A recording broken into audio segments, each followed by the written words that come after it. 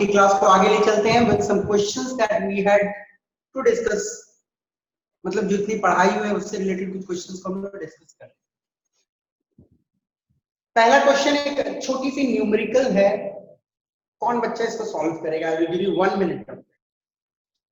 सिर्फ कॉन्सेप्ट लगाओ, सॉल्व करने के चक्कर में मत रहो, कॉन्सेप्ट लगाओ और फिर देखना मैंने जो बताया वो सही था कि गलत आपके हिसाब से। आपको दी हुई है फ्रीक्वेंसी, आपको दी हुई है फ्रीक्वेंसी एक लाइट की जो गिरती है किसी मेटल सरफेस पे एक लाइट गिर रही है, उसकी फ्रीक्वेंसी दी हुई है और आपको दिया हुआ है थ्रेशोल्ड फ्रीक्वेंसी भी इस मेटल का दिया हुआ है। अब बोला गया है calculate the gain in kinetic energy.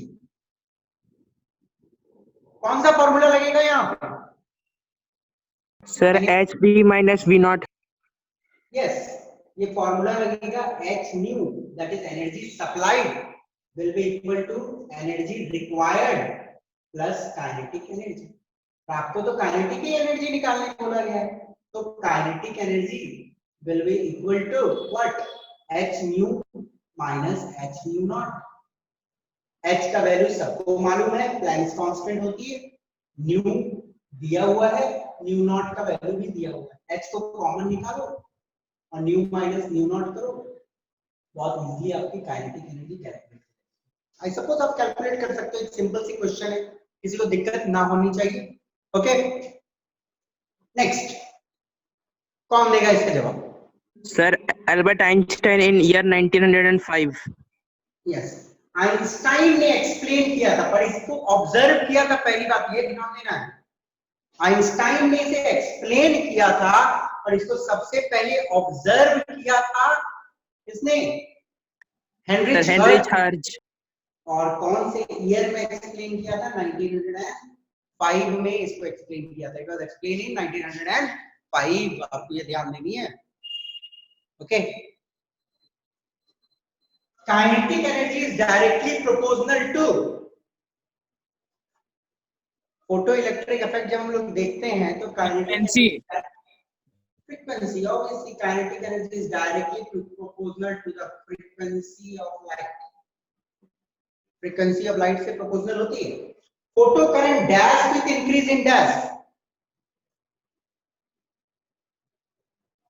यदि इंटेंसिटी को इंक्रीज कर दिया जाए, एक लाइट सोर्स है, ठीक है ना, उसकी इंटेंसिटी को मैं इंक्रीज कर देता हूं तो फोटो करंट के साथ क्या होता है? ब्राइटनेस बढ़ेगा सर।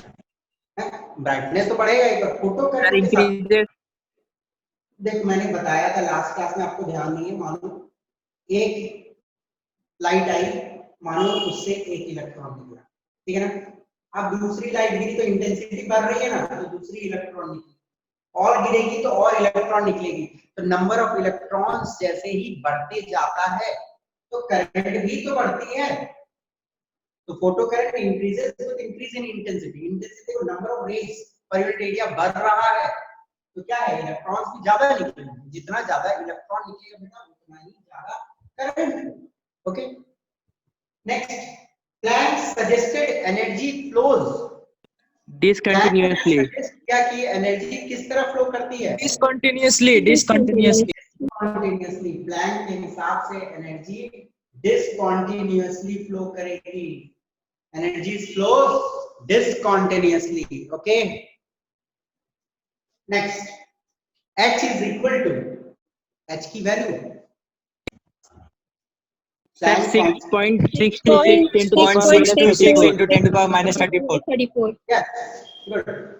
प्लैंक कांस्टेंट की वैल्यू होती है 6.626 into 10 to the power minus 34।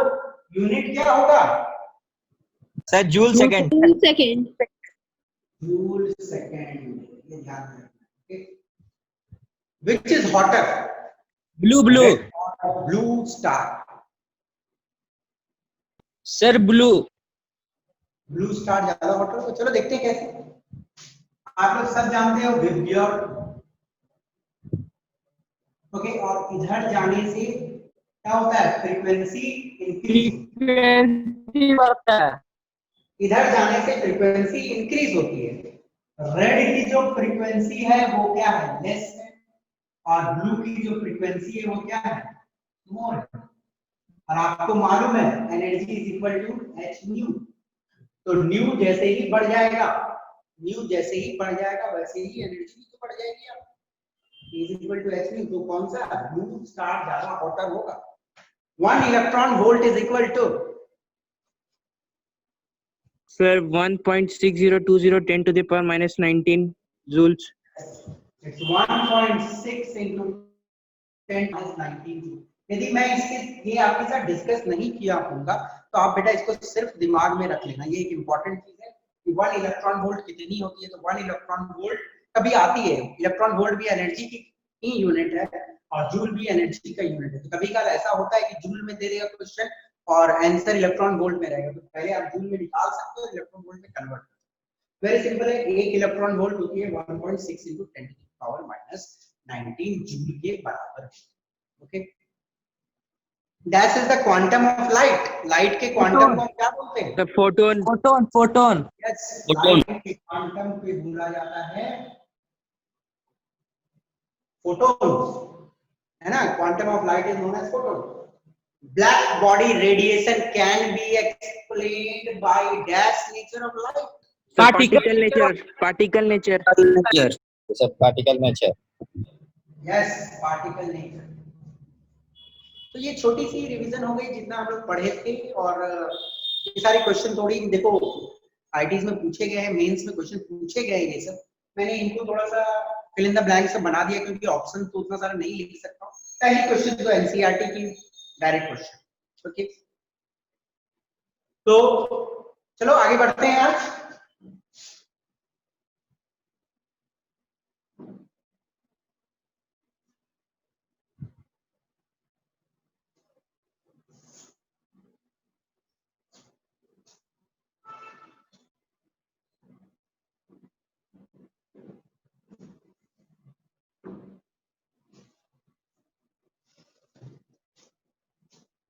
Okay, last class में हम लोगों ने देखा था कि किस प्रकार प्लैंक ने बताया कि जो रेडिएशन है, इलेक्ट्रोमैग्नेटिक रेडिएशन, वो डिसकंटिन्यूअसली फ्लो होती है, उसकी एनर्जी किस तरह निकालते हैं।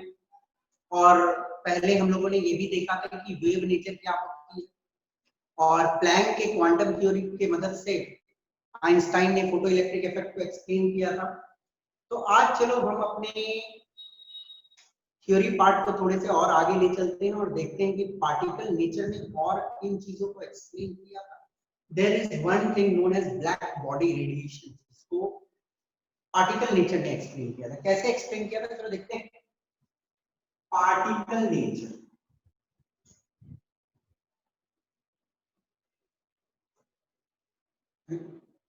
पार्टिकल नेचर तो देख लिया था, ब्लैक बॉडी रेडिएशन देखना है।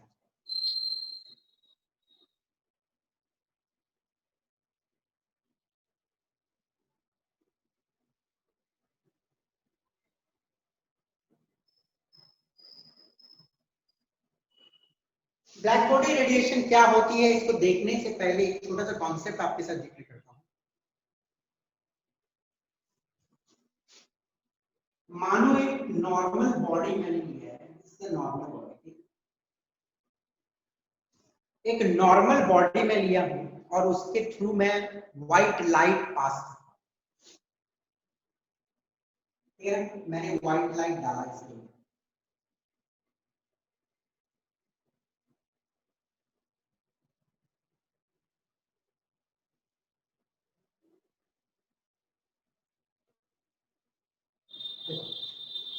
एक्चुअली क्या होता है जब एक normal body, this is the normal body,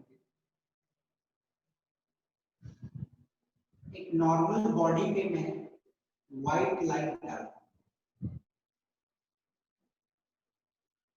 और आपको मालूम है व्हाइट लाइट में खुद बहुत सारे फ्रीक्वेंसीज के लाइट होते हैं, violet, indigo, blue, green, yellow, orange, red, उनसे मिलके व्हाइट लाइट बना। तो व्हाइट लाइट जब कोई चीज पे पड़ता है तो एक्चुअली क्या होती है, कुछ फ्रीक्वेंसी को व्हाइट मतलब वो बॉडी एब्जॉर्ब कर लेता है। व्हाइट लाइट के कुछ फ्रीक्वेंसीज को एक पर्टिकुलर बॉडी एब्जॉर्ब कर सकती है, तो कुछ एब्जॉर्ब होता है। ठीक है ना। कुछ वेवलेंथ वाली रेडिएशन इसके थ्रू पास हो जाती है,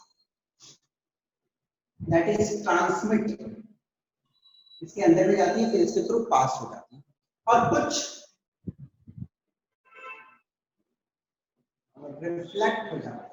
ओके, जो रिफ्लेक्ट होता है वही डिसाइड करता है कलर ऑफ अ पर्टिकुलर।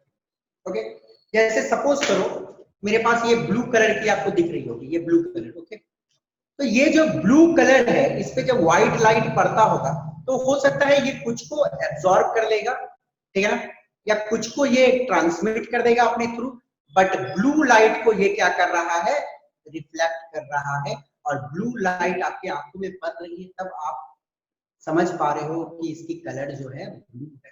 तो रिफ्लेक्टेड रे या रिफ्लेक्टेड रेडिएशन, सुनिए ध्यान से, रिफ्लेक्टेड रे या रिफ्लेक्टेड रेडिएशन ही डिसाइड करेगी एक पर्टिकुलर चीज की कलर, ठीक है, कलर। ओके, तो ये तो एक सिंपल कॉन्सेप्ट है जो आपको थोड़ी सी समझ आ गई होगी कि कलर किससे डिसाइड होता है, और ऑब्वियसली जूनियर क्लासेस में आप लोगों ने पढ़ा भी है। अब चलो इस कॉन्सेप्ट को हम लोग थोड़ा आगे ले चलते।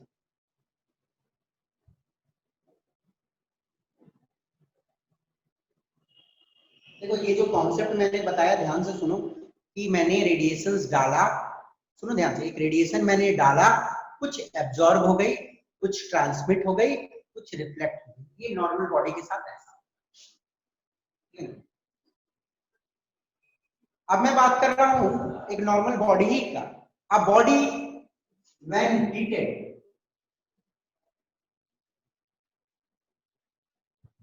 emits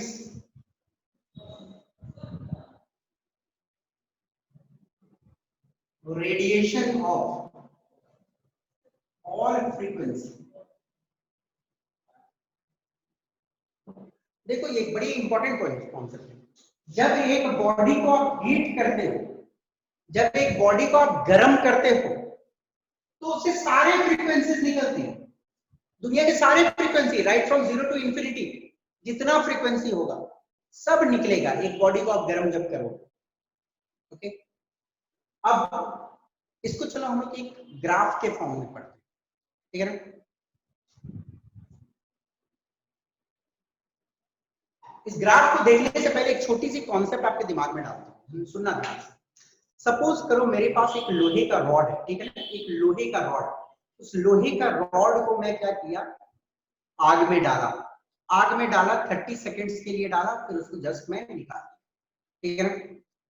तो जब आप अपना हाथ उसके सामने ले जाओगे, छूना मत, हाथ सामने ले जाओगे तो आपको कैसा फील होगा, कैसा फील होगा, हॉट सर थोड़ा गरम, गरम फील होगा। एक्चुअली जो आपको गरम फील हो रही है, इट्स बिकॉज उस आयरन रॉड से इंफ्रारेड रेज निकल रहे हैं। आपको जो गरम फील होती है it's because of infrared rays starting में, ठीक है। अब आप उसको चूल्हे में डाल दो फिर से, और थोड़ा हीट होने दो, 1 मिनट तक रखो, जब निकालोगे तो आपको वो लाल दिखने लगती है, स्टार्टिंग में दिखती है ना लाल कलर।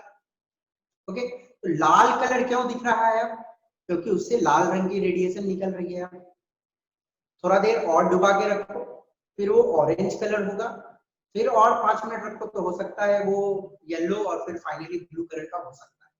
ओके, तो टेम्परेचर को मैं जब बढ़ा रहा हूं, ध्यान से सुनो, टेम्परेचर को मैं जब बढ़ा रहा हूं तो इसकी जो कलर है वो बदल रही है, कलर बदल रही है।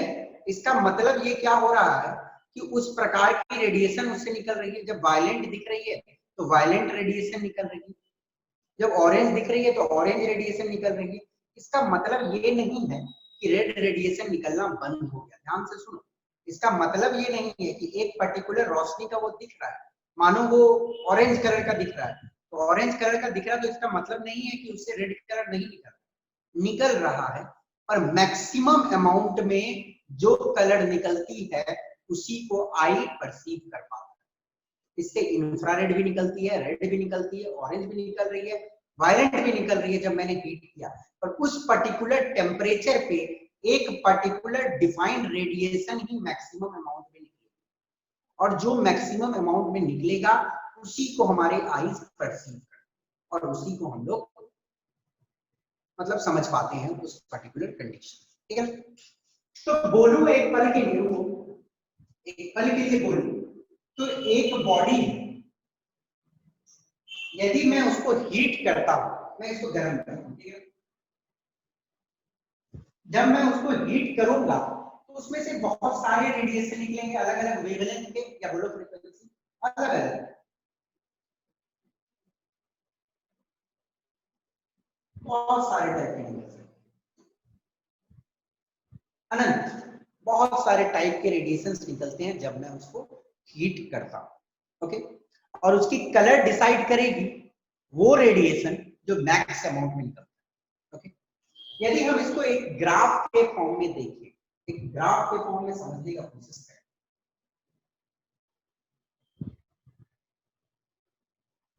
ये जो ग्राफ है मैं प्लॉट कर रहा हूं intensity versus wavelength. Okay, intensity मतलब कितने सारे रेडिएशन किसके निकले। जब इस ग्राफ को प्लॉट किया जाता है तो ये ग्राफ कुछ इस प्रकार है।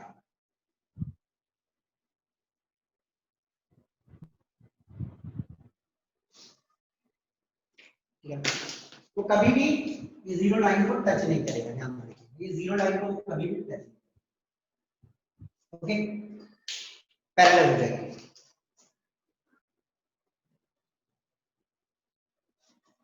हाँ देखिए बेटा ध्यान से, बोलने का मतलब क्या है, जब मैं एक पर्टिकुलर टेम्परेचर, कोई भी एक पर्टिकुलर टेम्परेचर पे इस ग्राफ को प्लॉट किया तो ये जो ये वाली वेवलेंथ है, ये कम वाली वेवलेंथ ये कम निकली, ये वाली वेवलेंथ थोड़ी ज्यादा निकली, और ये वाली वेवलेंथ ये वाली वेवलेंथ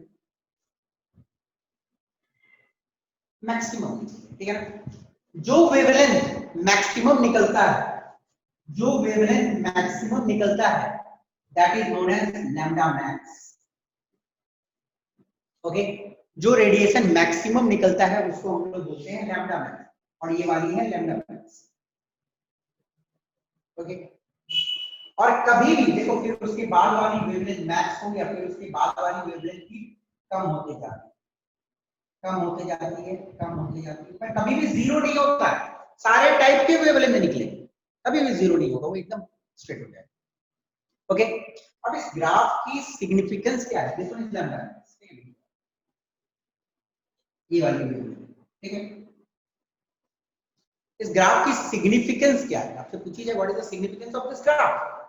तो ग्राफ की सिग्निफिकेंस ये है कि इसको हीट करने के बाद जो कलर हमें दिखेगा वो लैम्डा मैक्स वेवलेंथ से मैच करे, है ना। जिस वेवलेंथ की मैक्सिमम इंटेंसिटी होगी वही कलर हमें दिखेगा। ओके, एक्चुअली क्या होता है, जो आप मतलब एस्ट्रोलॉजिकल मतलब जहाँ पे एस्ट्रोनॉमी साइंस होते हैं वहां पे स्टार्स के टेम्परेचर को कैलकुलेट किया जाता है। कैसे कैलकुलेट किया जाता है, स्टार पे जाके हम लोग क्या करते हैं, थर्मोमीटर लगा देते हैं ना, वही करते हैं क्या? नहीं, पॉसिबल तो नहीं है कि मैं स्टार पे जाके थर्मोमीटर लगा दूं।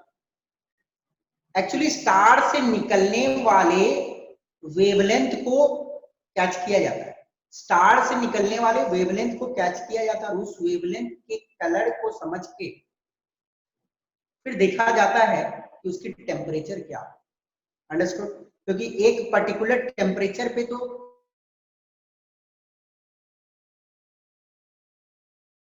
निकलने वाले वेवलेंथ को देख के स्टार,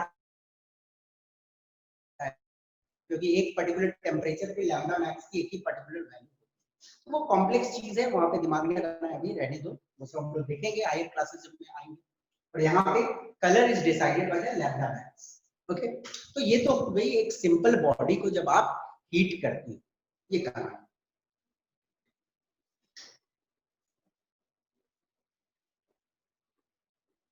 बट इसकी रिलेशन ब्लैक बॉडी से क्या है?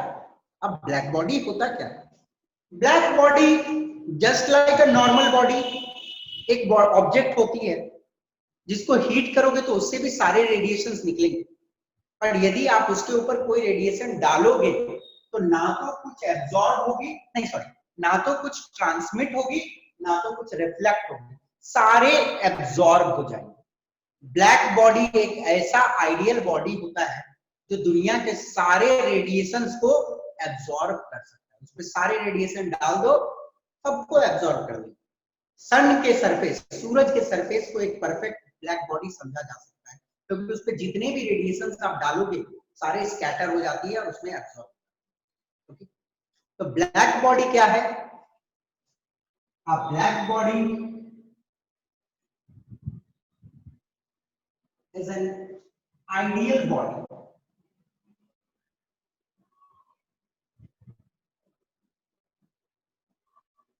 that absorbs and emits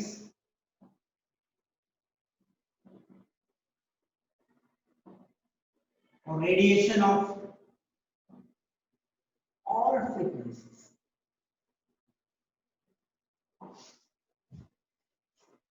black body एक ऐसी बॉडी है, ब्लैक बॉडी एक ऐसी बॉडी होती है जो एमिट करती है सारे रेडिएशंस को। यदि हीट करे तो ये तो नॉर्मली जैसा प्रॉपर्टी है कि एमिट करेगी सारे रेडिएशंस को जब हम उसको हीट करेंगे, बट नॉर्मल से कैसे अलग है? यदि आप सारे रेडिएशंस डालो तो कोई भी उससे रिफ्लेक्ट नहीं होगी, ना ही ट्रांसफर होगी, सारे एब्जॉर्ब करते हैं, उनको बोलते हैं ब्लैक बॉडी। बस उतना ही। और ब्लैक बॉडी के बारे में उतना डेप्थ में नहीं देखना है, ये सारे रिसर्च एरिया हैं, हम लोग पढ़ेंगे जब हायर क्लासेस में आएंगे। बस इतना जान लो कि परफेक्ट एब्जॉर्बर होता है ब्लैक बॉडी। ओके, अब चलो हम लोग एक ब्लैक बॉडी का भी एक ऐसा ही ग्राफ प्लॉट करके देख लेते हैं। तो ग्राफ सिमिलर होते हैं। यदि ग्राफ प्लॉट किया जाए हीट करने के इंटेंसिटी वर्सेस वेवलेंथ, तो ग्राफ तो वैसे ही सिमिलर होते हैं। ग्राफ इज सिमिलर, जिसमें एक पर्टिकुलर टेम्परेचर पे एक लैम्डा की वैल्यू होगी। Okay, got it? तो देखो, एक ब्लैक बॉडी का समझने का कोशिश करना, मैं जो बोलूंगा यहाँ, एक ब्लैक बॉडी का जो ग्राफ प्लॉट किया गया था इंटेंसिटी वर्सेस वेवलेंथ, वो ग्राफ को देखा गया था कि कम वाले का कम है, फिर थोड़ा बढ़ता है, तो थोड़ा बढ़ता है, फिर एक मैक्सिमम वैल्यू आती है, फिर उसके बाद ड्रॉप आती है। ठीक है, तो ये प्रैक्टिकली ब्लैक बॉडीज का वेरिएशंस को देख के प्लॉट किया गया। ठीक है, बट जब इस ग्राफ को क्लासिकल थ्योरी या बोलो वेव थ्योरी के हिसाब से प्लॉट किया गया था, तो वो ग्राफ आई थी कुछ ऐसे।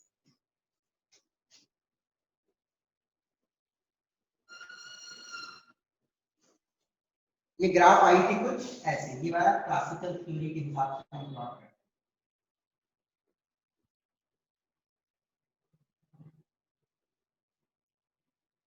तो बोलने का मतलब क्या है? देखिए, ये ग्राफ क्या बोल रहा है कि ये वाली वेवलेंथ मैक्सिमम है, फिर उसके बाद घटते जा रही, घटते जा रही, घटते जा रही। पर क्या क्लासिकल थ्योरी वाले का ग्राफ कोई भी एंगल से जो प्रैक्टिकल ग्राफ आई थी उससे मैच हो रहा है? नहीं मैच। तो मतलब वेव थ्योरी में कुछ तो गड़बड़ था जो इस नेचर को एक्सप्लेन नहीं कर पा रहा। बाद में पार्टिकल नेचर के मदद से, मैक्स प्लैंक क्वांटम थ्योरी के मदद से जब इस ग्राफ को देखा गया, ऑब्जर्व किया गया और प्लॉट किया गया, तो ऑब्वियसली एक्सपेरिमेंटल रिजल्ट्स मिले। तो वेव थियरी में कुछ तो गड़बड़ी थी जो इसको एक्सप्लेन नहीं कर पा रहा था। मैक्स प्लैंक ने बाद में इसको प्लॉट किया था, इट मैच दिस वे। तो इस तरह पार्टिकल नेचर ने इसको एक्सप्लेन किया, बट प्लैंक के थ्योरी के हिसाब से किस तरह ग्राफ को प्लॉट किया गया तो वो हमें अभी नहीं देखना है। दैट इज क्वाइट आपके सिलेबस से भी काफी दूर है और आपके समझ से भी काफी दूर है। फिलहाल इतना सिंपल में समझ लो कि इसकी जो प्रैक्टिकल ग्राफ थी वो एकदम मैच नहीं कर रही थी। यदि ग्राफ को प्लॉट किया जा रहा तो वेव थ्योरी के हिसाब से, वेव थ्योरी का ग्राफ तो कुछ अलग ही चीज शो कर रहा था, कोई मिलन नहीं था ऐसे टाइप के ग्राफ। तो वेव थ्योरी तो फेल हो गई, बाद में पार्टिकल नेचर ने इस चीज को एक्सप्लेन किया। ओके, तो I suppose the idea is clear. आपको दिमाग में क्या रखना है कि लैम्डा मैक्स की वैल्यू रखनी है, इंटेंसिटी मैक्सिमम होती है एक पर्टिकुलर पॉइंट पे, that decides the colour. Black body होती क्या है? एक ऐसी बॉडी जो सारे रेडिएशंस को एमिट तो करता ही है, साथ में एब्जॉर्ब भी करता है। ओके, और पार्टिकल नेचर में इस ग्राफ को that's all, this is black body for you. और सीनियर क्लासेस में आओगे तो बहुत सारे चीज पढ़ने हैं उसके बारे में। और ये बात दिमाग में रखना कि एक नॉर्मल बॉडी को हीट किया जाता है, उससे दुनिया के सारे रेडिएशन निकलते हैं, right from zero to infinite. Okay, और ब्लैक बॉडी नॉर्मल बॉडी में डिफरेंस को भी ध्यान रखना, ये सारे को एब्जॉर्ब नहीं करता है, कुछ रिफ्लेक्ट कुछ ट्रांसमिट करता है, पर ब्लैक बॉडी। तो I suppose the idea would be clear. कोई चीज पूछना है बेटा आपको इससे रिलेटेड तो आप पूछ सकते हो, otherwise I will. Any doubt किसी को भी? आगे बढ़ूं? यस और no? Yes, sir. Yes, Yes, sir. sir. Yes, sir. कुछ हाँ बोलिए बेटा। नहीं कुछ, चलो आगे बढ़ते हैं। ठीक है, 2 मिनट पानी पी लेता हूँ।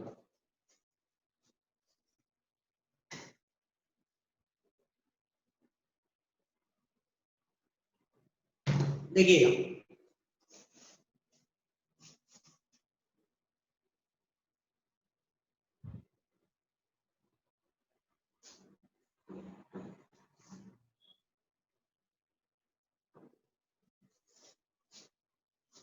आज के क्लास में कोई भी ऐसा बच्चा है जिसने बोर के मॉडल को नहीं स्टडी किया मेरे साथ? कोई भी ऐसा बच्चा बैठा है क्या? नील बोर के मॉडल को मैंने पढ़ाया है, सब बच्चे ने पढ़ा है ना मेरे साथ? हाँ ना? Yes, sir. Yes, Yes, sir. sir. Yes, sir. Yes, sir. अभी आपको ये चीज समझ आएगी, क्योंकि किसी ने यदि बोर का मॉडल नहीं देखा होगा तो ये चीज आपको समझने में दिक्कत हो। तो आपसे रिक्वेस्ट है, जो नहीं देखा है। मेरा कंप्लीट नहीं हुआ है क्या बोल रहे हो बेटा? सर, मेरा वो बोर्ड का मॉडल कंप्लीट नहीं हुआ है सर, बीच में हम आए थे। अच्छा बेटा, आप बीच में आए थे ना, तो आपसे एक छोटी सी रिक्वेस्ट है बेटा कि आप उन मॉडल्स को एक बार थोड़ा सा देख लेना मेरी लेक्चर्स को, क्योंकि आपको बोला भी गया होगा कि लेक्चर देख के यस आना सर, है। प्रीवियस वीडियो में। ओके, देखे हो ना? चलिए चलो, और कोई दिक्कत नहीं है, मैं कोशिश करूंगा कि आपको दिक्कत ना हो, देखिएगा ध्यान से। पर बोर का मॉडल से रिलेटेड है सारी चीज। चलिए, I will try to keep it as simple as possible, समझोगे सब, बट मैक्सिमम स्टूडेंट ने किया है बोर का मॉडल तो आराम से समझ। देखिए, ये जो टॉपिक है, it's evidence for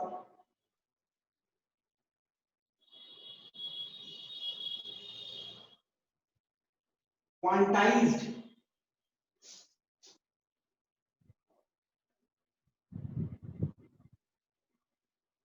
electronic energy level.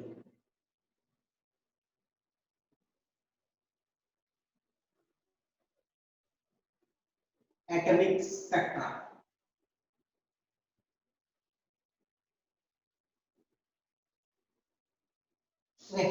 चलिए, अब ये टॉपिक क्या है नहीं है इसमें ज्यादा दिमाग नहीं लगाना, मैं एक एक वर्ड करके समझाता हूं।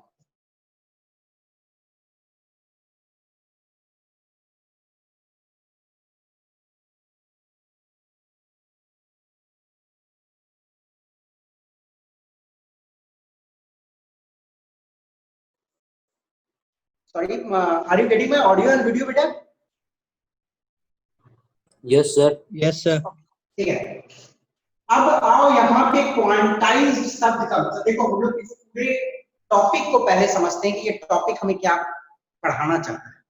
क्वांटाइज्ड, यहाँ पे एक शब्द क्वांटाइज्ड, और क्वांटाइज्ड शब्द का मतलब क्या होता है पहले ये समझो।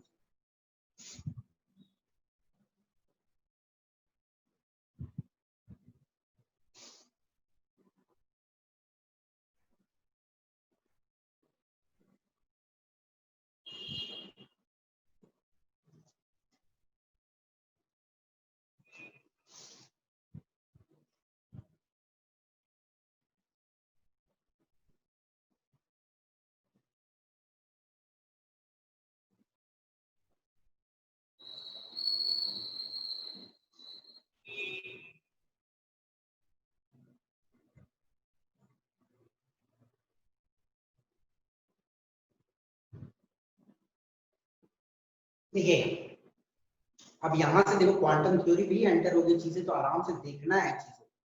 ओके, किसी भी प्रॉपर्टी को, क्वांटाइजेशन शब्द का मतलब समझा रहा हूं, ध्यान से देखो पहले। किसी भी प्रॉपर्टी को आप रेस्ट्रिक्ट करते हो कि वो सारे वैल्यूज नहीं पकड़ सकता है। डिस्क्रीट शब्द का मतलब होता है फिक्स्ड। डिस्क्रीट शब्द का मतलब होता है फिक्स्ड। फिर से रिपीट कर दे रहा हूं, किसी भी प्रॉपर्टी को यदि आप रेस्ट्रिक्ट करते हो कि वो सारे पॉसिबल वैल्यूज नहीं ले सकता है पर कुछ ही फिक्स्ड वैल्यूज ले सकता है, तब हम बोलेंगे कि वो प्रॉपर्टी क्वांटाइज्ड। ओके, एक एग्जांपल देता हूं तो आराम से क्लियर होगा ये चीज। सपोज करो कि आप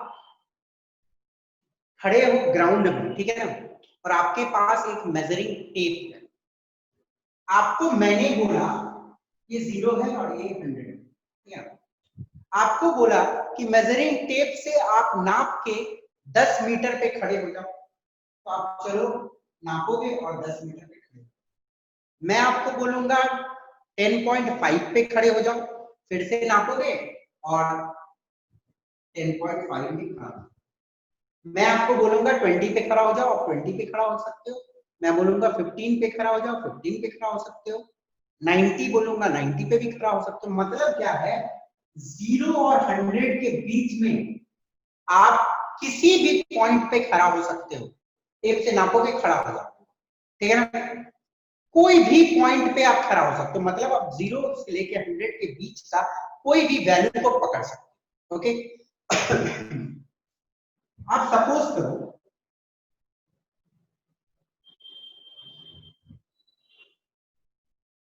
ये एक सीढ़ी है, ठीक है ना, एक सीढ़ी है। हर एक सीढ़ी की जो हाइट है इट्स 1 मीटर। हर एक सीढ़ी की हाइट है 1 मीटर। 1 मीटर, ये भी 1 मीटर, सारे 1 मीटर, ठीक है ना। मैं आपको बोलूंगा कि बेटा आप 1 मीटर पे खड़े हो जाओ, तो आप क्या करोगे, इस सीढ़ी पे खड़े हो जाओ।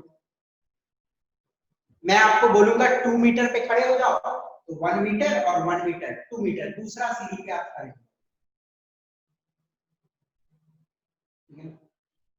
अब मैं बोलूंगा बेटा 1.5 मीटर हाइट पे खड़े हो जाओ जमीन से, नहीं हो पाएंगे। तब तो आप स्थिति फंस जाएगा। 1 मीटर यहाँ और 1.5 मीटर यहाँ, 1 मीटर और 0.5 मीटर यहाँ, तो आपको खड़ा होना पड़ेगा यहाँ हवा में। तो आप हवा में खड़ा हो सकते हो कभी भी क्या? No sir. No sir. No sir. नहीं हो सकते हो। तो यहाँ पे आप या तो 1 मीटर पे खड़ा हो गए, या तो 2 मीटर या 3 मीटर या 4 metre, 3.5 metre, 3.8 metre, 3.7 metre, 1.2 metre, 1.3 metre, ये सब पे आप खड़ा नहीं। तो यहाँ पे जो हाइट रेस्ट्रिक्टेड है सकते हो, यहाँ पे नॉट रेस्ट्रिक्टेड। यहाँ पे आप कोई भी वैल्यू पकड़ सकते हो, राइट फ्रॉम 0 to 100। पर क्या है, यहाँ पे पकड़ सकते हो, सारा वैल्यू नहीं पकड़ सकते हो। तो ऐसे प्रॉपर्टीज जहां पे ये पॉसिबल नहीं है कि सारे वैल्यूज लिए जा सके, वैसे प्रॉपर्टी को हम बोलेंगे कि वो प्रॉपर्टी क्वांटाइज्ड। क्या बोलेंगे, वो प्रॉपर्टी क्वांटाइज्ड है। और आप सभी को मालूम होगा कि जब मैंने पढ़ाया था, इलेक्ट्रॉन की जो एनर्जी होती है, इलेक्ट्रॉन की जो एनर्जी होती है वो सारा वैल्यूज नहीं पकड़ सकता। इलेक्ट्रॉन की वैल्यूज डिफाइंड होती है। जैसे हम लोगों ने हाइड्रोजन में देखा था, E1 का वैल्यू कितना था, जल्दी बताओ। हाइड्रोजन एटम में पहले एनर्जी लेवल में जहां पे इलेक्ट्रॉन रहेगा -13.6 -13.6 इलेक्ट्रॉन वोल्ट। E2 का -3.4 3.4 इलेक्ट्रॉन वोल्ट। E3 का -1.1। 1.51 वैसे इलेक्ट्रॉन जो रह सकता था या तो -13.6 में रहेगा, या तो -3.4 में रहेगा, या तो -1.51 में, या -0.85 या वगैरह किसी में। पर क्या आपने कोई ऐसा जगह देखा था कि -11.2 इलेक्ट्रॉन वोल्ट हाइड्रोजन में? तो ऐसा No, वैल्यू देखो No, sir. No, sir. मतलब इलेक्ट्रॉन को जो है वो रेस्ट्रिक्ट किया गया है कि वो कुछ एनर्जीज को ही पकड़ सकता है। जो नया बच्चा है उनके लिए कि इलेक्ट्रॉन कुछ ही एनर्जी ले सकते हैं, सारे एनर्जीज के वैल्यू नहीं ले सकते हैं। इलेक्ट्रॉन की जो एनर्जी होती है वो क्वांटाइज्ड होती है, वो रेस्ट्रिक्टेड होती है, वो कुछ ही पर्टिकुलर वैल्यूज ले सकता है। आई सपोज आपको समझ आ गया होगा सबको, कोई दिक्कत नहीं? कोई दिक्कत नहीं ना? No, sir. No, sir. No, sir. Quantize शब्द का मतलब तो सबको समझ आ गया होगा, और इलेक्ट्रॉन की एनर्जी भी क्वांटाइज्ड होती है, या बोलो तो रेस्ट्रिक्टेड होती है, सारे वैल्यूज नहीं। हम लोगों ने बोर के मॉडल में तो ये तो मैथमेटिकल फॉर्मूला से देखा ही, बट अब मैं आपको एक प्रूफ दूंगा, मैं आपको एक प्रूफ दूंगा कि हाँ इलेक्ट्रॉन कुछ ही एनर्जी लेवल में रह सकते हैं with the help of atomic spectra. अब एटॉमिक स्पेक्ट्रा होती क्या है हम लोग आप पढ़ेंगे, ठीक है ना? तो इस टॉपिक में I am going to give you a proof that electron सारे एनर्जी के वैल्यूज नहीं ले सकते हैं, वो कुछ ही एनर्जी के वैल्यूज। तो चलो इस टॉपिक को हम लोग पढ़ते हैं, और ये टॉपिक अच्छे से आपको समझ आ गया होगा, क्वांटाइज शब्द का मतलब। चलो आगे बढ़ते हैं। एटॉमिक स्पेक्ट्रा को पूरे समझाने से पहले मैं आपको स्पेक्ट्रा का मीनिंग समझा देता हूं। स्पेक्ट्रा या स्पेक्ट्रम सबको मालूम होगा, हम लोगों ने इलेक्ट्रोमैग्नेटिक स्पेक्ट्रम देखा था। इलेक्ट्रोमैग्नेटिक स्पेक्ट्रम देखा था, जल्दी जल्दी कोई बता सकता है कौन कौन आता है ऑर्डर में? पहला कौन था? Sir, Beamer. Maharaj. पहला कॉस्मिक। Sir, CGXU. हाँ, X ray, ultraviolet, visible, infrared, microwaves, radio waves, याद करवाया था सीजीएक्सयू विमर। ये इलेक्ट्रोमैग्नेटिक रेडिएशन की स्पेक्ट्रम है। स्पेक्ट्रम का मतलब क्या होता है? कोई भी चीज को हम लोगों ने असेंडिंग या डिसेंडिंग ऑर्डर में सजा दिया, और यहाँ पे असेंडिंग ऑर्डर क्या का है? वेवलेंथ का है।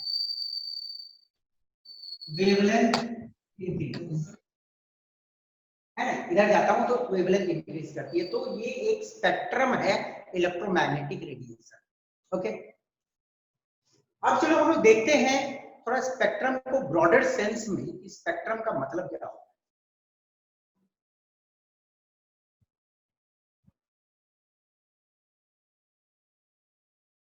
सपोज करो ये एक प्रिज्म है, ठीक है ना, ये एक प्रिज्म है। मैंने प्रिज्म पे एक व्हाइट रे डाला,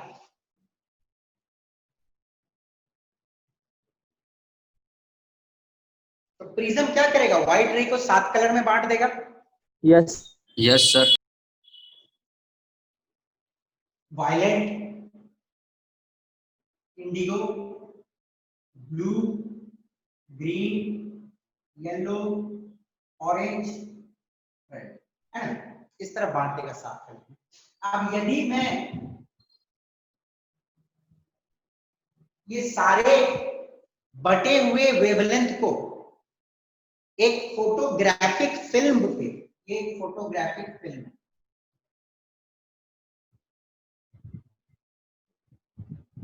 एक फोटोग्राफिक फिल्म पे कैप्चर करूं तो हमको विभिन्न रंग मिलेंगे। यहाँ पे वायलेट मिल जाएगा, फिर इंडिगो मिल जाएगा, फिर ब्लू मिल जाएगा, फिर ग्रीन, येलो, ऑरेंज और रेड। फोटोग्राफिक फिल्म पे हमें डिफरेंट डिफरेंट कलर्ड रीजन मिल जाएंगे, violet, indigo, blue, green, yellow, orange, red, और ये सब एक दूसरे से मर्ज्ड रहेगा। मर्ज्ड का मतलब है सटा हुआ। जैसे मान लो ये वायलेट रहेगा तो इंडिगो एकदम सटा हुआ रहेगा, सेपरेटेड नहीं रहेगा। वायलेट के बाद इंडिगो सटा हुआ, फिर उसके बाद जो भी ब्लू आएगी वो सटा हुआ, सब एक दूसरे से सटा हुआ रहेगा, ठीक है, जिसको हम लोग बोलते हैं मर्ज्ड। ओके, तो स्पेक्ट्रम जो होती है, देखो स्पेक्ट्रम जो होती है इट्स बेसिकली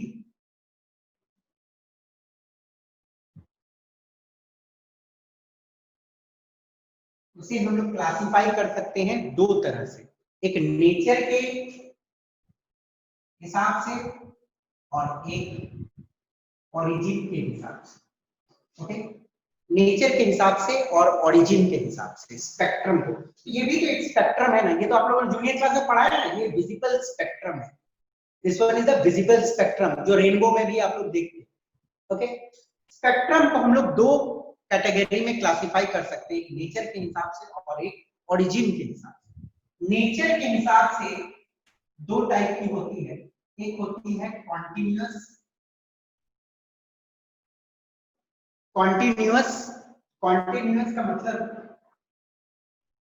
एकदम एक दूसरे में मिला हुआ, मर्ज। ये क्या है? कंटिन्यूअस है। Violet region, indigo region, blue region, ये कंटिन्यूअस रीजन।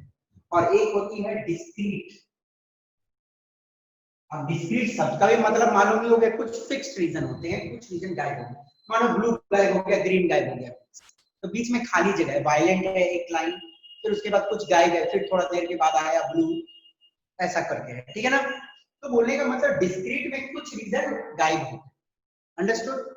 तो कंटिन्यूअस में एकदम कंटिन्यूटी रहती है, एक दूसरे से मर्ज रहेंगे, और डिस्क्रीट में कुछ गायब।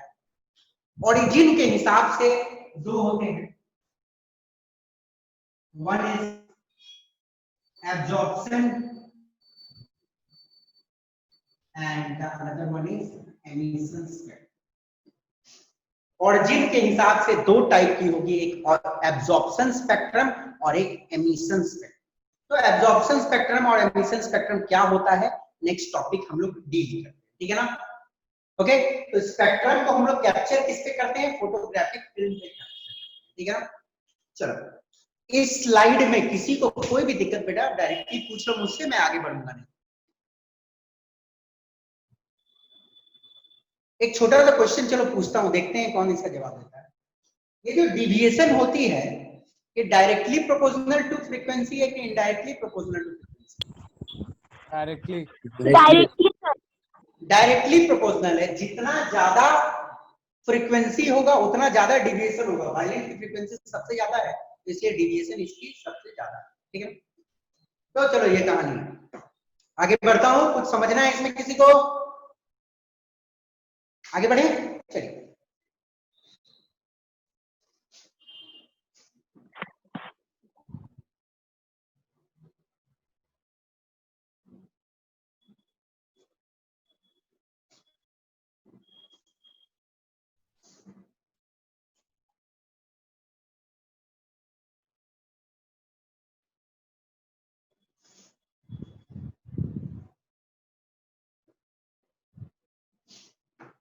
सबसे पहले हम लोग डील करेंगे with emission spectrum.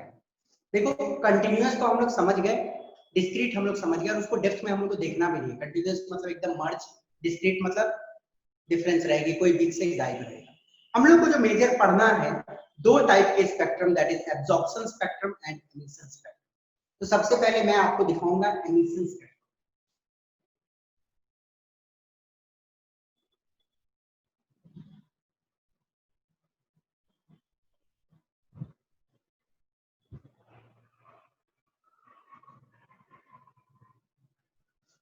Okay, emission spectrum क्या होता है, जरा ध्यान से देखिए। थोड़ा सा टॉपिक ना है, बच्चा कंफ्यूज हो जाता है इस टॉपिक, तो ध्यान से देखिएगा, आराम से समझिए।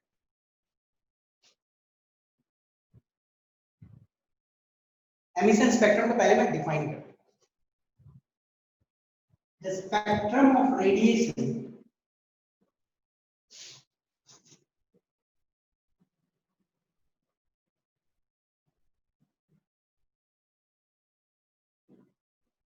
emitted by a substance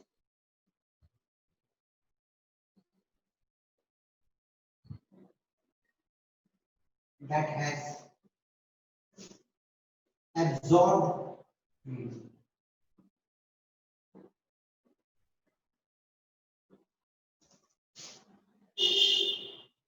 ये डेफिनेशन में क्या लिखा भूल जाओ एक मिनट के लिए, पहले मैं समझा रहा हूं फिर डेफिनेशन में आता हूं, ठीक है। आराम से पहले समझ लो फिर डेफिनेशन बताऊंगा।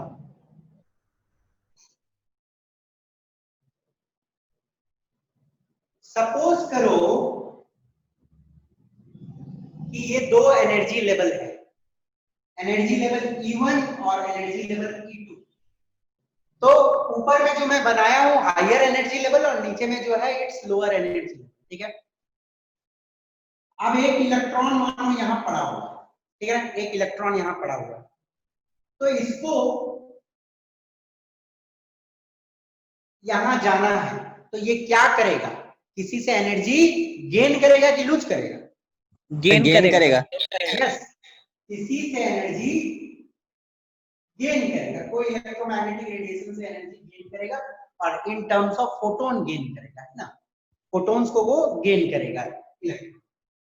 ओके, तो इसको गेन करने के बाद वो चल जाएगा एक्साइटेड स्टेट, है ना, आपको मालूम है ना, एक्साइटेशन हो जाएगी उसकी, वो एक्साइटेड स्टेट में चल जाएगा।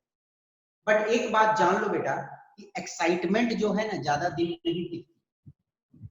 ये गया एक्साइटेड स्टेट में, थोड़ा देर खुश रहेगा, उछलेगा कूदेगा, फिर इसकी एक्साइटमेंट खत्म होगी और फिर ये नीचे आ जाएगा।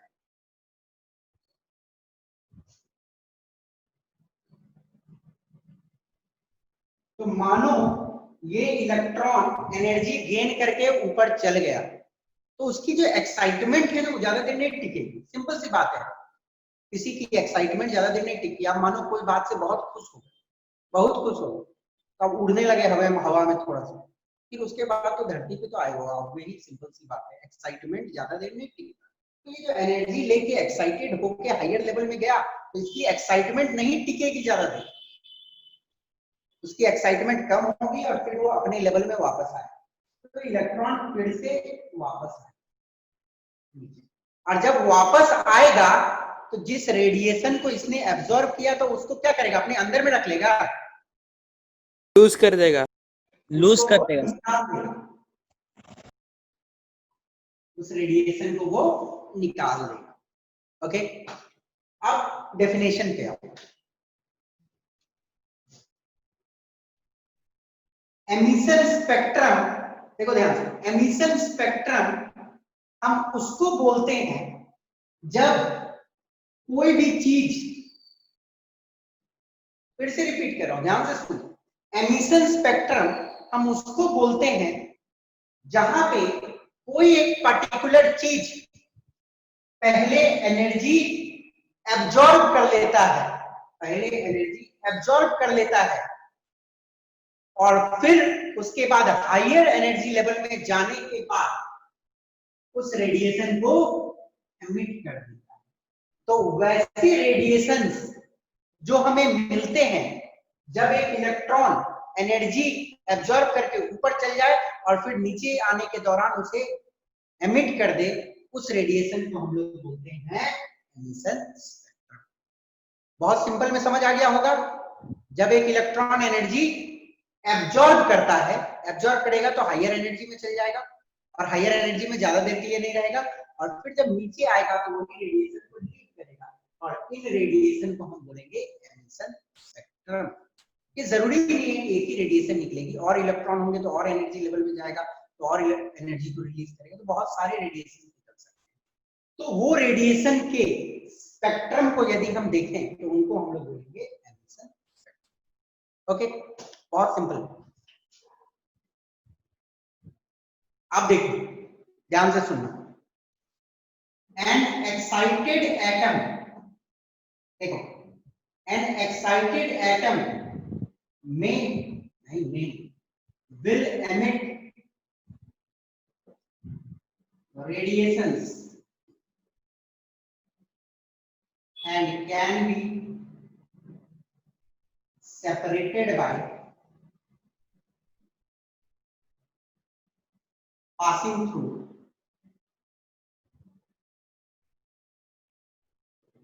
a prism। देखो बेटा ध्यान से, एक एक्साइटेड एटम है, एक्साइटेड एटम मतलब एक्साइटेड स्टेट में चला गया, ऊपर एनर्जी स्टेट में चला गया है, तो वो क्या करेगा, विल एमिट रेडिएशन। हाँ सही बात है, वो एमिट करेगा रेडिएशन। ओके, अब आगे की कहानी मैं एक पिक्चर के तहत समझा, ये इतना तक समझो। एक excited atom will emit radiation, ये सब समझ आ गया होगा कि वो रेडिएशन एमिट करेगा। आगे की कहानी एक पिक्चर में देखते हैं। सपोज करो ये मैं एक सैंपल लिया हूं, ये एक सैंपल है and it's an excited sample. तो एक्साइटेड सैंपल से क्या निकलता है? एनर्जी निकलता है।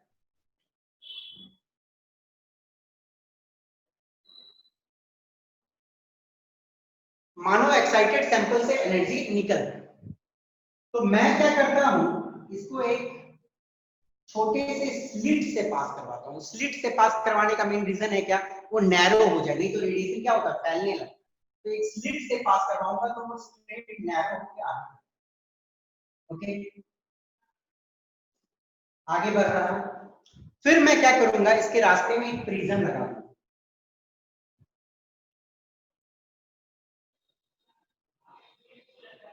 ठीक है ना, इसके रास्ते में एक प्रिज्म लगाऊंगा। तो प्रिज्म क्या करेगा, इस रेडिएशन में जो सारे वेवलेंथ होंगे उसको वो बांट देगा। ठीक है ना,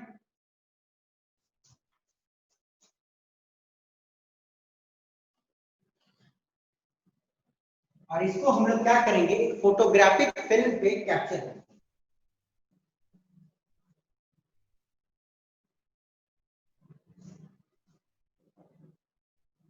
ओके, तो फोटोग्राफिक फिल्म पे जब हम इसे कैप्चर करते हैं तो हमें कुछ ऐसे ऐसे लाइंस मिलती। Got it? ध्यान से देखिएगा, एक एक्साइटेड एटम है, वो एमिट करेगा रेडिएशन। ठीक है, ये तो सबको मालूम है। ये मान लो एक excited sample,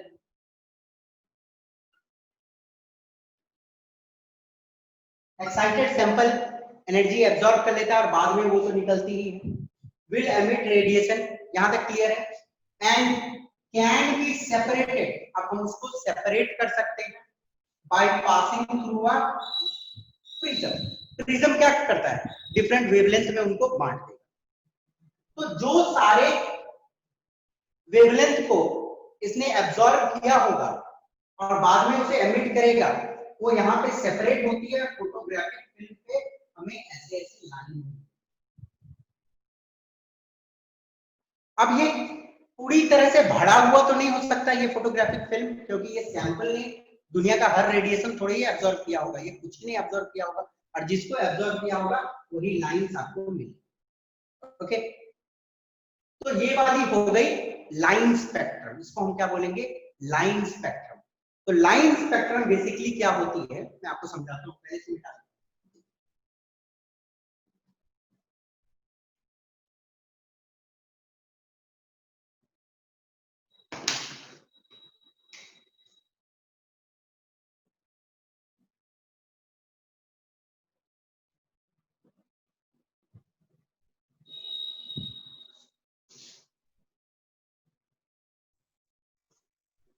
photographic reading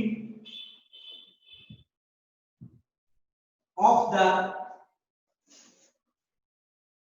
separated wavelength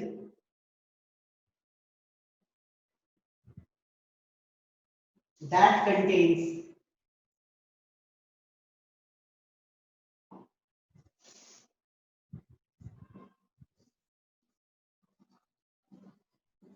bright lines. Okay, अब देखो ध्यान से समझो, लाइन स्पेक्ट्रम क्या होती है, फोटोग्राफिक रीडिंग होती है। हाँ, फोटोग्राफिक रीडिंग है किसका, ऑफ द सेपरेटेड वेवलेंथ, जो वेवलेंथ सेपरेट हो जाती है, और वो क्या कंटेन करेगी, दैट कंटेन्स ब्राइट लाइंस। तो आपको अब लाइन स्पेक्ट्रम तो समझ आ गया होगा क्या होगा। बहुत देर से बच्चे के दिमाग में कंफ्यूजन होता है, लाइन स्पेक्ट्रम क्या होता है। वेरी सिंपल में, photographic reading of the separated wavelength, जो वेवलेंथ सेपरेट हो चुकी है उसकी फोटोग्राफिक रीडिंग है, और वो क्या कंटेन करेगी, bright lines. It is known as photographic, sorry it is known as line spectrum. और एमिशन स्पेक्ट्रम हमको कब मिलता है, higher energy level to lower energy level transition gives emission spectrum. क्या हुआ बेटा, इलेक्ट्रॉन हायर एनर्जी लेवल में चल गया था ना और लोअर एनर्जी लेवल में आया। हायर एनर्जी से जब लोअर एनर्जी लेवल में आएगा तब हमको मिलेगी emission spectrum. I suppose emission spectrum का कॉन्सेप्ट आपका क्लियर हो गया होगा। ओके, किसी को कोई problem? No sir. Sir. Okay, 2 minute तो चुप रहिएगा। I request the technical team की जरा प्लीज शेयरिंग को ऑन कीजिएगा।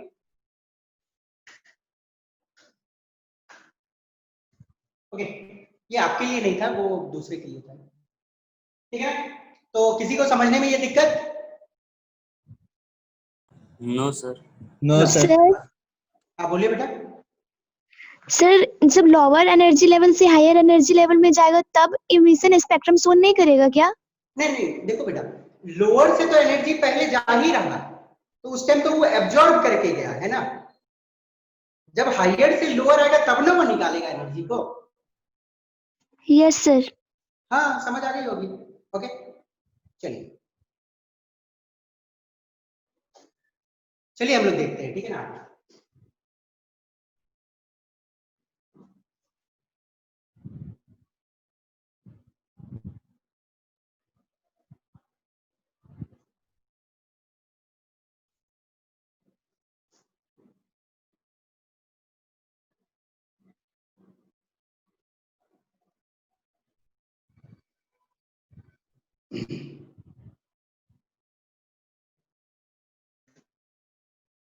देखिएगा यहाँ पे मैं आपको एक फोटोग्राफिक रीडिंग दिखाता हूं, जो एक फोटोग्राफिक फिल्म में लिया गया था सोडियम एटम के लिए।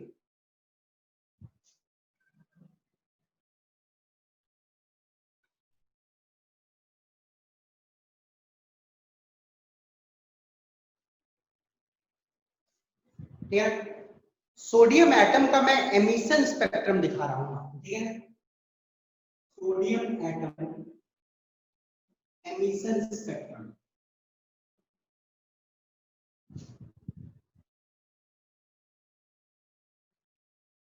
देखो, सोडियम एटम का एमिशन स्पेक्ट्रम का यदि फोटोग्राफिक रीडिंग देखोगे तो वो कैसा होगा।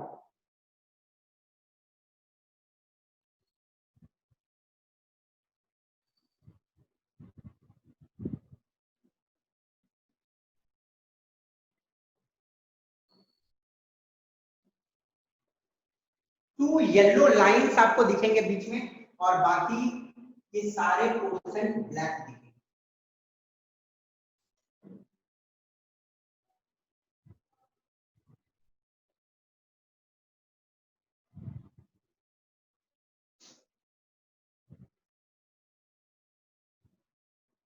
ठीक है ना, बीच में 2 येलो लाइंस दिखेंगे आपको।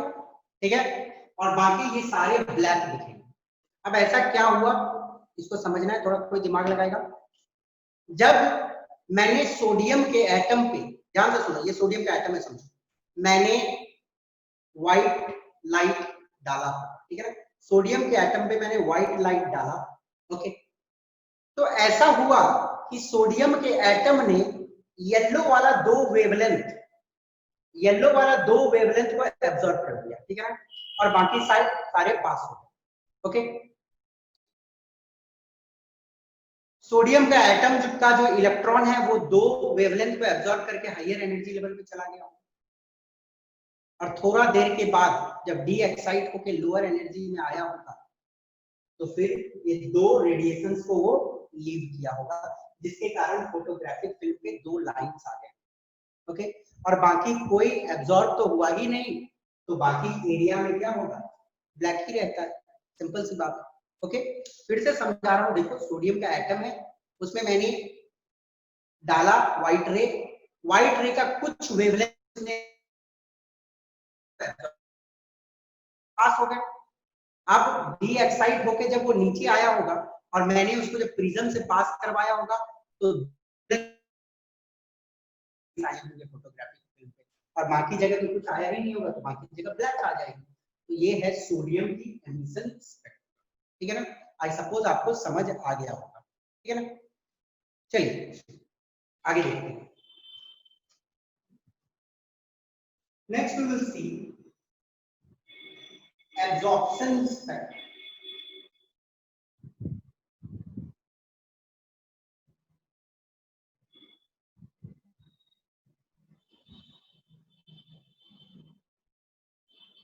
Next we will see absorption spectrum. ध्यान से देखिएगा।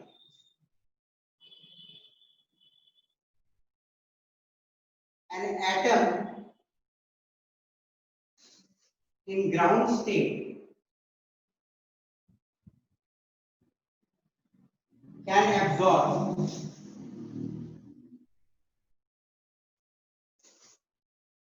certain component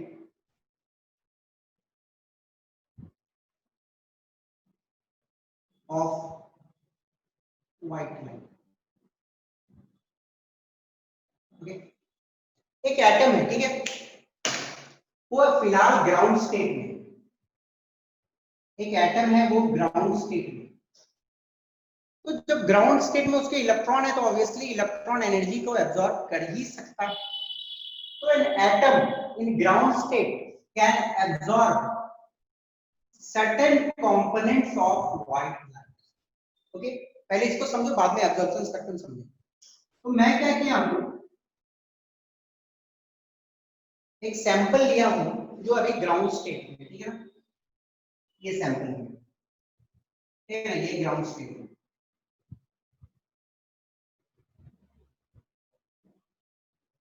ठीक है, अब इसके थ्रू मैं व्हाइट लाइट पास करूं।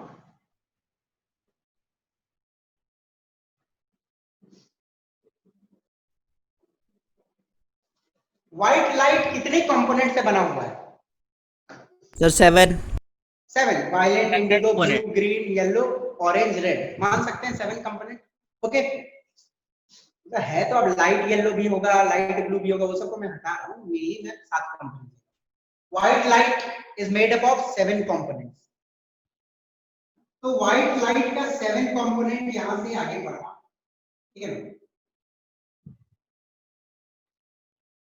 7 कंपोनेंट आगे बढ़ा। अब समझो 7 में तो कुछ एब्जॉर्ब कर ही सकता है ये, तो मानो ये 3 एब्जॉर्ब कर रहे हैं,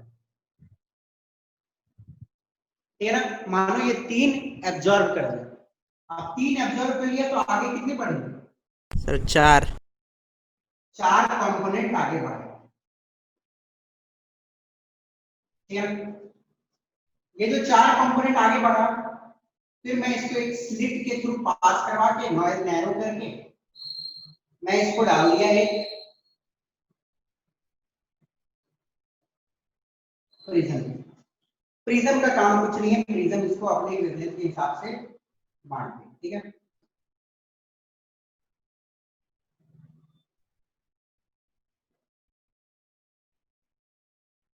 पढ़े, और यहाँ पे भी कुछ लाइंस आपको मिल सकते हैं या कुछ रीजन मिल सकते हैं। अब देखो ये 4 कंपोनेंट, ये जो 4 कंपोनेंट आगे बढ़े, ये अपने वेवलेंथ के हिसाब से इससे कुछ रीजन अपना ऑक्युपाई कर लेगा। सब रीजन आर ऑक्युपाई।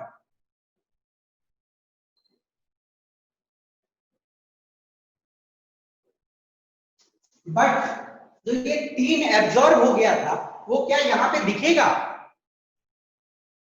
नहीं, जो 3 एब्जॉर्ब हो गया था अभी तो वो उसके अंदर में, आगे तो 4 ही बढ़ी थी, तो 4 कंपोनेंट इसमें था, तो 4 रीजन आपको मिले। ओके, और जो मिसिंग कंपोनेंट है, मिसिंग कंपोनेंट प्रोड्यूसेस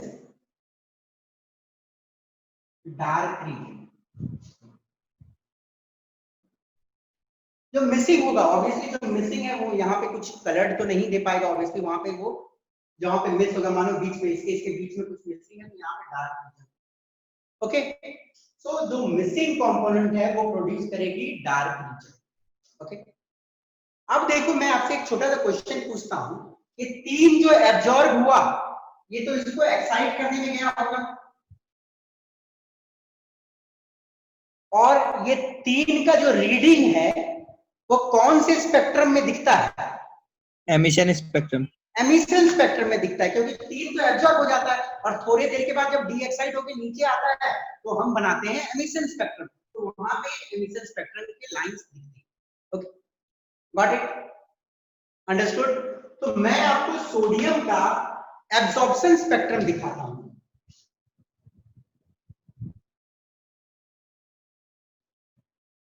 ये सोडियम का एब्जॉर्प्शन स्पेक्ट्रम।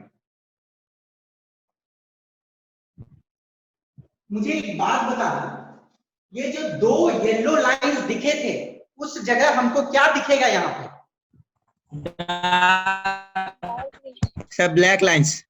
यस, क्योंकि 2 लाइंस तो भैया पहले ही एब्जॉर्ब हो गया, वो तो चल गया एमिशन वाला में दिखेगा। जो एब्जॉर्ब हो गया वो तो यहाँ से गायब ही रहेगा, तो वो दिखेगा 2 ब्लैक लाइंस। ओके, क्या दिखेगा? 2 ब्लैक लाइंस, और बाकी ये सारे रीजन में क्या दिखेगी? बाकी सारे ये 2 रीजन में क्या दिखेगी? कलर बाकी जो कलर्स था। Dark region sir. यहाँ पे भी कलर दिखेगा, यहाँ पे भी कलर दिखेगा, क्योंकि जो एब्जॉर्ब हुई वो तो ऊपर गया होगा, जो एब्जॉर्ब नहीं हुआ वो तो आगे बढ़ा होगा, और जो आगे बढ़ा होगा वो तो यहाँ पे दिखता है। सिंपल सी बात है, तो ये ध्यान देना है एब्जॉर्प्शन स्पेक्ट्रम और एमिशन स्पेक्ट्रम। अच्छा, और एक छोटा सा बात मैं बोलूं कि absorption spectrum is negative of emission spectrum, तो ये ट्रू है क्या? सर ट्रू है। Yes sir. एक्जेक्टली ट्रू है। इसका जहां पे कलर होगा उसका यहाँ पे ब्लैक होगा, इसका यहाँ पे जहां ब्लैक होगा कलर होगा। तो यही तो कहानी है एब्जॉर्प्शन स्पेक्ट्रम और एमिशन स्पेक्ट्रम। ओके, और यही एटम की स्पेक्ट्रम होती है। देखो, हर एक एटम का ये बारकोड के जैसा होता है, हर एक एटम का ये अलग होता है। हर एक एटम, देखो सोडियम ने भले ही 2 येलो वाले वेवलेंथ को एब्जॉर्ब किया होगा तो पोटेशियम नहीं एब्जॉर्ब करेगा, वो दूसरा वाले को एब्जॉर्ब करेगा। क्लोरीन दूसरा वाला को एब्जॉर्ब करेगा, ऑक्सीजन दूसरा वाला को एब्जॉर्ब करेगा, तो स्पेक्ट्रम सबकी जो होगी वो डिफरेंट होगी। ओके, आपको ये ध्यान में रखनी है। ओके, तो ये जो लाइन स्पेक्ट्रम होती है ये सोडियम का जैसा है, ये सोडियम का यूनिक है, ये दूसरा का दूसरा टाइप का होगा, समझे? बार कोड की जैसी होती है ये particular element. So this one is known as line spectrum या atomic spectrum of a particular atom. Okay, और 2 टाइप के होते हैं, एक एब्जॉर्प्शन और एमिशन। एमिशन कैसे मिलते हैं? जब एब्जॉर्ब करके एक्साइटेड में जाता है और फिर वो रिलीज होती है। और एब्जॉर्प्शन कैसे मिलते हैं? जो एब्जॉर्ब नहीं होता है, जो आगे बढ़ जाता है, वो एब्जॉर्प्शन। ठीक है, क्लियर होनी चाहिए।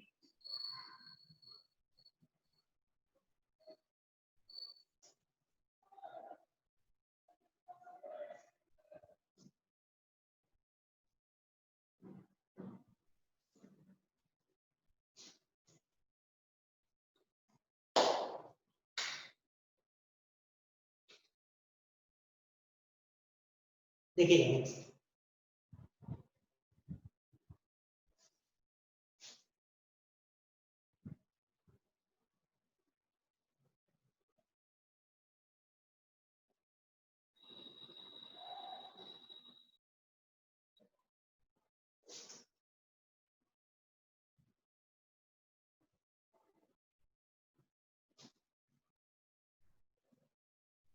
Line spectrum of hydrogen. मैं हाइड्रोजन का लाइन स्पेक्ट्रम आपको दिखाना चाहता हूँ, ध्यान से देखिएगा। But I will request you कि थोड़ा सा आप लोग गूगल आउट करके एकदम एग्जैक्ट देखना कि कैसा दिखता है। ओके, मैं आपको एक इमेज में दिखाने की कोशिश कर रहा हूँ, बट एग्जैक्टली आप इसका फोटोग्राफिक फिल्म गूगल आउट करना और आपको फिल्म मिल जाएगी कैसी। ओके, बट रफली जैसा बता रहा हूँ it's like that only, but उसमें आपको कलर और ब्लैक जगह दिखते हैं। तो लाइन स्पेक्ट्रम ऑफ हाइड्रोजन जो होता है, मैं ये वाला हाइड्रोजन का एमिशन स्पेक्ट्रम बना, हाइड्रोजन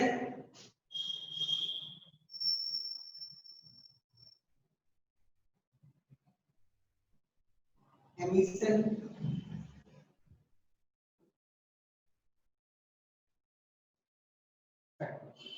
तो हाइड्रोजन का एमिशन स्पेक्ट्रम बता रहा हूं। हाइड्रोजन के एमिशन स्पेक्ट्रम मैं 400 नैनोमीटर से 750 नैनोमीटर के ही बीच में दिखा रहा हूँ आपको, ठीक है ना, विजिबल रीजन के ही दिखा रहा हूँ। आपको एक लाइन मिलेगा, फिर और एक मिलेगा,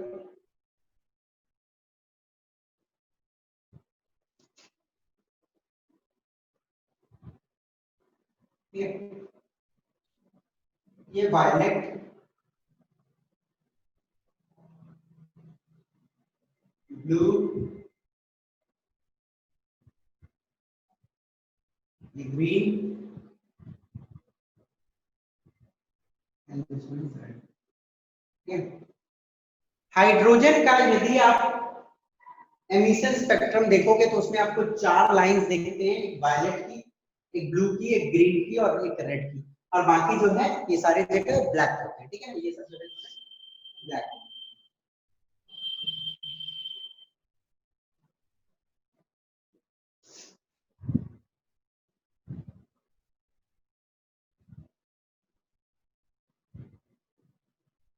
ओके, जो शेडेड रीजन है वो ब्लैक दिखेगी, बाकी जो ऐसे ऐसे लाइंस दिखेगी। तो देखो हाइड्रोजन का भी एमिशन स्पेक्ट्रम कुछ अलग है। अब इसको हम लोग समझते हैं ये आता कैसे। एक्चुअली क्या होता है, हाइड्रोजन का जो एमिशन स्पेक्ट्रम है उसको हम लोग जनरेट करते हैं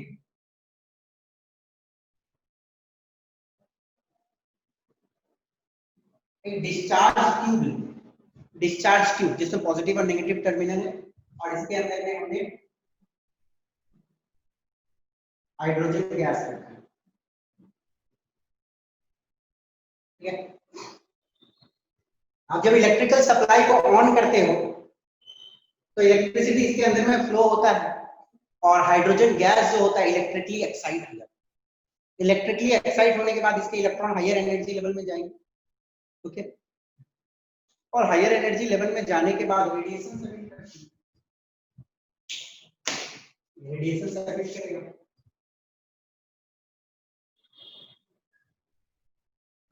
ओके,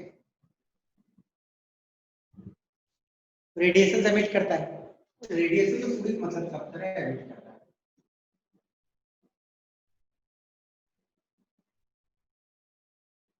ठीक है, वो रेडिएशन सबमिट करता है। बट एक बीम को हम पकड़ते हैं और उसको एक स्लिट से पास करते हैं, ठीक है, और फिर प्रिज्म के थ्रू उसको हम लोग सेपरेट करेंगे और एक फोटोग्राफिक फिल्म पे रीडिंग को पकड़ेंगे।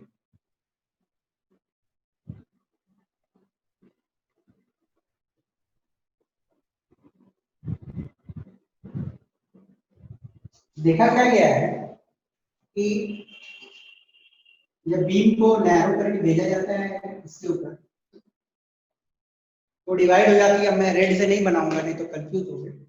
एक्चुअली ये तो डिवाइड होती है वायलेट, ब्लू एकदम violet, blue, green,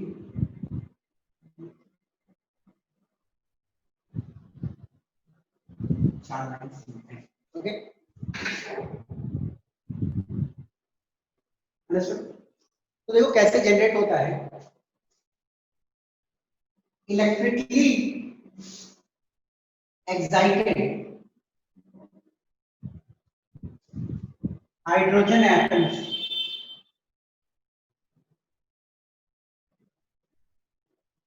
emits radiation।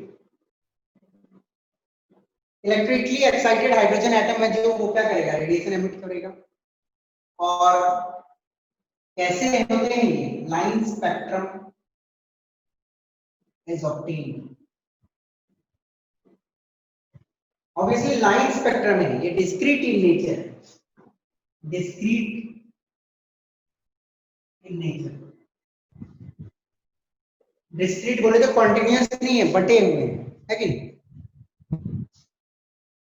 और एक्चुअली मैंने तो सिर्फ लाइन स्पेक्ट्रम ऑफ हाइड्रोजन बनाया विजिबल रीजन में, पर यदि आप इसके पूरे फिल्म को एब्जॉर्ब करोगे, अल्ट्रावायलेट इंफ्रारेड के रीजन के भी तो रेडिएशंस निकल सकते हैं। तो 3 सीरीज ऑफ लाइन दिखते हैं, 3 series of lines in hydrogen spectrum. Hydrogen के एमिशन स्पेक्ट्रम को देखोगे तो उसमें 3 सीरीज ऑफ लाइन होते हैं। वो 3 सीरीज ऑफ लाइन कैसे होते हैं मैं आपको दिखा देता हूं। यदि पूरा मैंने सिर्फ विजिबल में दिखाया आपको ये, क्योंकि विजिबल में ही जो कलर्ड लाइन आएंगे वो तो विजिबल ही में नहीं आएंगे बेटा। अब अल्ट्रावायलेट इंफ्रारेड में कलर्ड लाइन तो नहीं आएंगे, पर जस्ट लाइन आएंगे। तो मैं पूरा यदि हम लोग बनाए पूरा स्पेक्ट्रम को देखा जाए हाइड्रोजन का, तो 3 सीरीज ऑफ लाइन कैसे कैसे होते हैं देखो। कुछ ऐसे आपको 4 लाइन मिलेंगे, ये हो गए अल्ट्रावायलेट रीजन। कुछ 4 लाइन अल्ट्रावायलेट रीजन में दिखेंगे। फिर विजिबल में भी 4 दिखते हैं, और फिर इंफ्रारेड के रीजन के भी दिखते हैं। ये इंफ्रारेड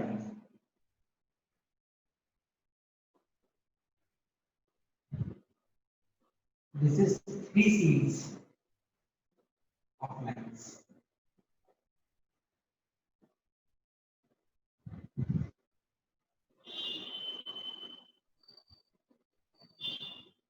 हाइड्रोजन के एमिशन स्पेक्ट्रम को यदि देखा जाए पूरे अच्छे से, हाइड्रोजन के एमिशन स्पेक्ट्रम को यदि देखा जाए अच्छे से, तो 3 सीरीज ऑफ लाइन दिखते हैं हाइड्रोजन एमिशन। एक होती है अल्ट्रावायलेट सीरीज की लाइन होती है, फिर विजिबल रीजन के भी रहते हैं, और कुछ इंफ्रारेड रीजन के भी रहते हैं। ओके, तो ये तो हुआ complete view of the spectrum of hydrogen emission वाला। ओके, तो ये तो हुई लाइन स्पेक्ट्रम ऑफ हाइड्रोजन। कुछ पूछना है, कुछ डाउट है तो पूछ लो बेटा। Anybody? I suppose no. Electrically excited hydrogen atom spectrum निकालती है, मतलब रेडिएशंस निकालती है। ओके, एक्साइट हुई फिर डी एक्साइट होके जो रेडिएशंस मिले हमें फोटोग्राफिक रीडिंग, तो कौन 4 निकलते हैं, वायलेट ब्लू ग्रीन रेड। ये याद रखना कि 4 सीरीज मतलब 4 लाइंस आते हैं विजिबल वाले में, और टोटल में 3 रीजन्स होते हैं, अल्ट्रावायलेट, विजुअल, इंफ्रारेड, और डिस्क्रीट होती है। डिस्क्रीट मतलब मर्ज नहीं रहती, अलग अलग रहती है। तो ये हुई हाइड्रोजन की लाइन स्पेक्ट्रम फॉर्म। तो फिलहाल आज के लिए मैं इतना ही डिस्कस करूंगा, क्योंकि टॉपिक को यदि मैं पिक करता हूं तो वो बीच में ही रुक जाएगा। तो आपको कोई भी डाउट है तो बेटा आप पूछ सकते हो, नहीं तो मैं मिलता हूँ नेक्स्ट क्लास। कोई दिक्कत किसी को समझने में? नो? आगे बढ़ू? चलो बेटा, थैंक यू फॉर टुडे, मिलते हैं नेक्स्ट क्लास में। Okay, thank you. Thank you, sir. Thank you, sir. Thank you.